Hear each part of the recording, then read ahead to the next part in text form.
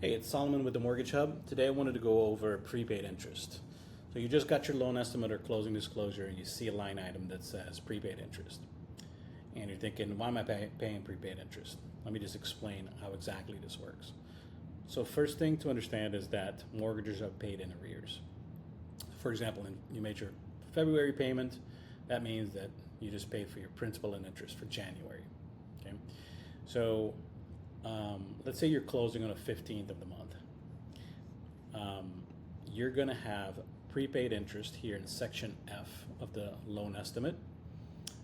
You're going to have prepaid interest for 16 days. So you're going closing on the 15th of the month. There's 31 days in the month. So from the 15th to the 31st, that's 16 days of interest that you're going to be paying on at closing. Which means though that your first mortgage payment, let's say if this would be closing in March, wouldn't be until May. So because remember, mortgages are paid in arrears, so May pays for April, right?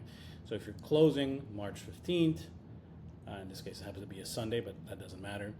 In this example, you're going to have 16 days of interest for the month of March.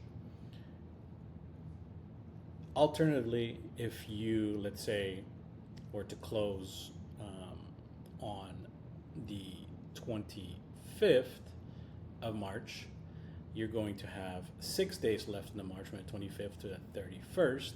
So your prepaid interest days there would be less, $698.95. So how this gets calculated is that if you take your loan amount, in this case $720,000, multiply that by your interest rate, 5.875%, divide that by 365 days, you're going to get a daily interest per diem of $115.98. So 16 times in the first example, 16 times 115.98 is 1854. Example number 2, if you're closing later in a month, right? In this example, closing on the 25th, you have 6 days at 115.89 per day for a total of $695. Now, so you can control that piece of when you want to close in a month. Obviously, a couple of factors to consider is when does your rate lock expire, etc. But one additional thing that you could do is, instead of closing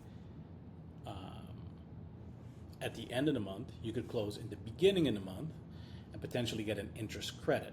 So you can see that in this example here. So let's say, and I'll explain this one. So let's say you want to get an interest credit, right? So you want to minimize the amount of interest that you're paying on at closing. Depending on the lender, you can close what they call into the month for anywhere from 7 to 10 days into the month. What that means is that, for example, here, this would be closing 5 days into the month.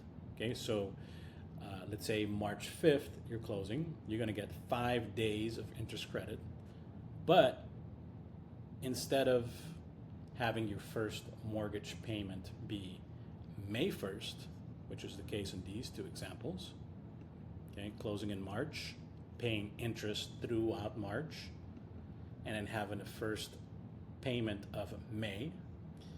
In this alternative example here, you're going to have 5 days of interest credit in March, and then your first payment's going to be April. Because remember, again, mortgages are paid in arrears, so April pays for March, right? But you didn't close, you didn't have the mortgage starting March 1st, you had it 5 days into March, so that's why you'll get an interest credit.